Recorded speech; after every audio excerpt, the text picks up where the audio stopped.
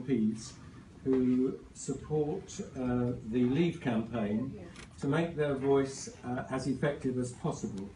Not because of any ego trip, but because while this is a referendum about the future of the country, we should never forget that, it is also a referendum that could have the most severe consequences for the future of the Labour Party. And that is the theme that I want to talk to. And the worry of the stance of the leadership is that they've now signed up to the second longest suicide note in history, the first being the one that Michael Foot signed and led the country on in 1983. So, as I say, it's about the future of our country, but it is also about the future of the Labour Party, and we need a strong Labour vote to win, and I hope we will get that, but we also need a strong Labour vote that feeling it is both right and proper to vote Leave to remain within the Labour Party. The background to this view is as follows.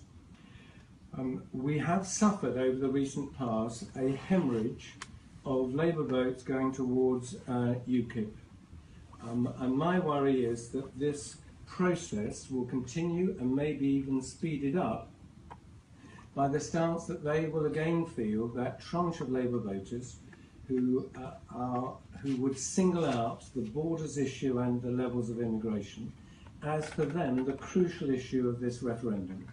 And the borders, the immigration issue is crucial because they have been on the receiving end of the numbers, 5.3 million people, newcomers to this country, since Tony Blair and Gordon Brown opened the doors to Eastern Europe. They are the ones that have actually suffered with the pressure of their wages declining.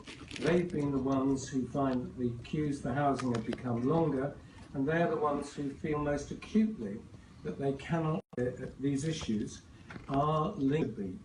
In that, if I wish to sum up their views and mine, it is that do politicians and do enough of us clearly represent views which see that our people should be first in the queue and not others. And it is around that issue that many people will actually vote. But this referendum, as I said, is actually seen against the long-term trends in voting in this country. And I again fear that if Labour's core values and views of the world are not represented in this referendum campaign, we will see the increase in hemorrhage of votes that we have experienced in the past. And as I said, up to now, we've seen that hemorrhage increasing at a growing rate.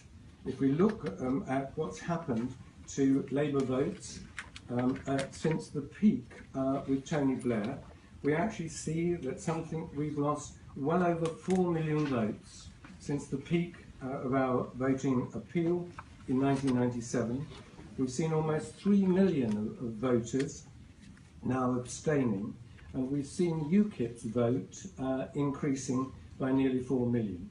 Of course, I'm not arguing that there's a clear transfer. You can say Labour vote went down and all of these votes went over to UKIP, but it is quite clear from the analysis done on the election results that a significant number of voters last time, nearly 1 million, who previously had voted Labour, decided that on this issue about the defence of the borders and what borders means for day-to-day politics in the country, that they would actually shift their vote to UKIP. And my concern is that unless we, the minority in the Labour Party of MPs who support the Leave campaign, are not able to convince Labour voters that this is their views are a totally legitimate set of views to hold, and while represented by few in the Parliamentary Labour Party at the moment, it is totally respectable not only to express those views, but really much more importantly to deliver those votes on referendum day itself. I wish to conclude by saying that this danger is that we will deliver to UKIP the next tranche of Labour voters to such an extent that come 2020, our base of support in the electorate will not be strong enough to ask credibly to make an appeal for power. I welcome being here today. I welcome now what's going to be, if that's required, an increasing amount of my time going to this campaign.